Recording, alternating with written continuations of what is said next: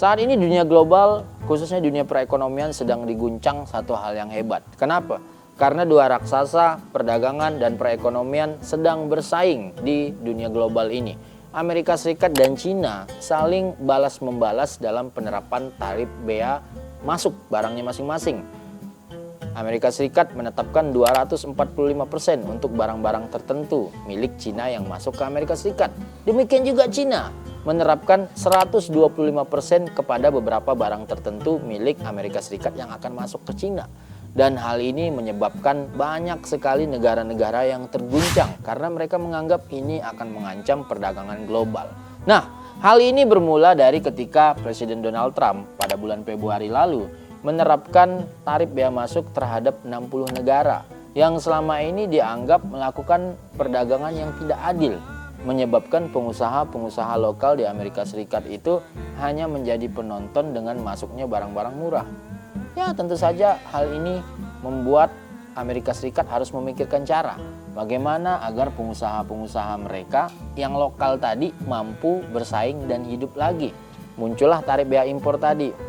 Dan yang menjadi permasalahan adalah China dianggap sebagai biang kerok utama terhadap hancurnya pengusaha-pengusaha lokal Amerika Serikat. Makanya Cina dikasih tarif bea masuk ini lebih tinggi. Cina pun tidak tinggal diam. Cina berusaha untuk membalas hal tersebut. Padahal kalau dikaji, AS butuh Cina, Cina pun juga butuh AS. AS butuh Cina karena banyak sekali perangkat-perangkat elektronik murah dari Cina, seperti chip, kemudian panel surya, kemudian komponen-komponen elektronik, kemudian ya manufaktur rumah tangga seperti baju, pakaian, celana, sepatu, dan lain sebagainya itu murah. Sehingga masyarakat Amerika Serikat mulai tergantung terhadap produk-produk Cina ini tadi. Selain itu, Cina juga mengimpor hasil-hasil perkebunan dari Amerika Serikat seperti jagung, kedelai, dan pakan ternak. Ya, karena memang pakan ternak di sana itu tidak mencukupi, makanya mereka harus impor dari Amerika Serikat. Nah, selain itu juga Cina butuh Amerika Serikat. Kenapa Cina butuh Amerika Serikat? Karena dia butuh yang namanya super chip yang begitu canggih. Kemudian sistem AI yang saat ini sedang dikembangkan di Amerika Serikat. Dan yang paling penting, lisensi produk-produk teknologi itu kalau mau barangnya dianggap mumpuni, ya harus dari Amerika Serikat. Nah, makanya Cina begitu butuh tenaga ataupun juga butuh Amerika Serikat ini. Nah, selain itu teman-teman, pasar utama produk-produk Cina ini ya adalah Amerika Serikat. Sehingga produksi besar-besaran Cina ini bakalan tidak ada apa-apanya kalau Amerika Serikat yang bukan jadi pembelinya. Nah, hal ini yang menyebabkan bahwa hubungan mereka berdua ini ya sama seperti pacaran yang udah putus tapi mereka masih tidak mampu untuk move on. Pengen balik lagi, kawan-kawan. Nah, lantas apa sih yang terjadi kepada Indonesia? Indonesia pun juga demikian. Indonesia termasuk dalam 60 negara yang kena tarif bea masuknya Trump. Indonesia ini mendapatkan tarif bea masuk itu sekitar 47%. Dan sekarang pemerintah sedang melakukan negosiasi agar lebih sedikit lah seperti itu. Nah, apa sih ketergantungan antara Indonesia dan Amerika Serikat? Seperti yang teman-teman ingin ketahui, Indonesia ini begitu tergantung karena mengekspor beberapa barang-barang ke Amerika Serikat. Garmen dan tekstil kita ekspor. Selain itu dalam bidang perkebunan seperti nanas, kemudian ada juga kopi. Dalam bidang ada juga udang nih nelayan ya. Kemudian ada juga sawit dan juga karet. Itu semua diekspor ke Amerika Serikat. Sehingga kawan-kawan bisa bayangkan, kalau produk-produk tersebut tidak dapat diekspor lagi karena bea masuknya terlalu mahal, itu bakalan menyebabkan terjadinya efisiensi dari perusahaan-perusahaan karena barangnya menumpuk, nggak bisa dijual. Kalau udah ada efisiensi, otomatis bakalan ada PHK terhadap karyawan. Kalau udah ada PHK, ya bakalan banyak masyarakat yang menganggur. Baik itu masyarakat yang awalnya kerja sebagai perusahaan di tekstil dan garmen, ataupun yang awalnya kerja sebagai petani dan juga pekerja di perkebunan dan pertambangan tadi. Aktivitas bongkar muat di pelabuhan itu bakalan makin sedikit karena ekspor yang menurun. Buruh-buruh mulai kehilangan pekerjaan, ada pun ya hanya sedikit. Ternyata kita juga ada impor dari Amerika Serikat loh. Kalau kita tidak kerjasama dengan Amerika Serikat, kita tidak punya LPG, tidak akan tercukupi. Otomatis LPG bakalan mahal. Kalau LPG bakalan mahal, masyarakat pun menjerit. Itu ketergantungan kita dari Amerika Serikat.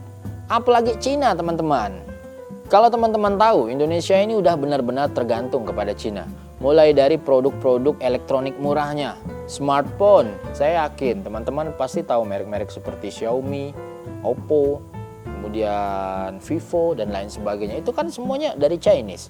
Kemudian juga beberapa made in China, seperti lampu, mini kompo, TV berwarna, Changhong. Kemudian ada juga Magicom, Magic Jar, setrika. Bahkan mainan anak-anak juga banyak made in China. Nah, teman-teman bayangkan, yang semula barang-barang tersebut harusnya dibagi-bagi bukan hanya di pasar Indonesia tapi juga di pasar Amerika. Tapi ketika Amerika Serikat menutup pintu pasarnya untuk China, otomatis pemerintah Cina akan bingung. Wah, banyak barang kita nih, kita transfer kemana nih? Yaudahlah, transfer ke Indonesia. Otomatis bakalan banyak banjir produk-produk murah di Indonesia yang datangnya dari Cina. Masyarakat suka dong. Beli HP Xiaomi yang awalnya 3 juta hanya tinggal 2 juta. Pasti murah kan? Namun teman-teman tahu tidak siapa yang bakalan menjerit di situ? Tentu saja UMKM lokal, perusahaan-perusahaan manufaktur lokal dan juga perusahaan-perusahaan teknologi lokal. Mereka bakalan menjerit karena pastinya produknya tidak akan mampu bersaing dengan produk murah dari Cina. Dan kawan-kawan bayangkan, kalau udah tidak mampu bersaing, otomatis mereka bakalan gulung tikar. Kalau udah gulung tikar, PHK. Kalau udah PHK, daya beli berkurang. Kalau udah daya beli berkurang, kelas-kelas bawah akan menjerit dan mati. Nah, itu yang berbahaya, teman-teman. Cina itu adalah konsumen terbesar batu bara, nikel, bauksit, pasir silika, sawit, dan juga karet. Teman-teman bayangkan, kalau di Cinanya saja internalnya sedang rusuh karena terjadi perang harga dengan Amerika Serikat, otomatis daya beli mereka bakalan turun.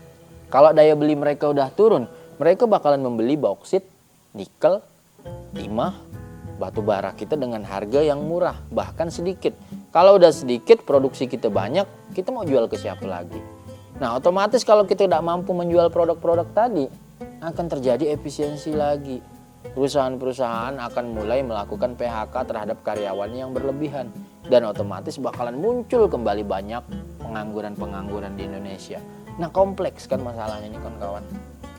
Dan hal inilah yang ditakutkan. Kalau sudah terjadi hal seperti ini, persaingan harga yang makin sulit, kita pun tidak bisa memihak kemana.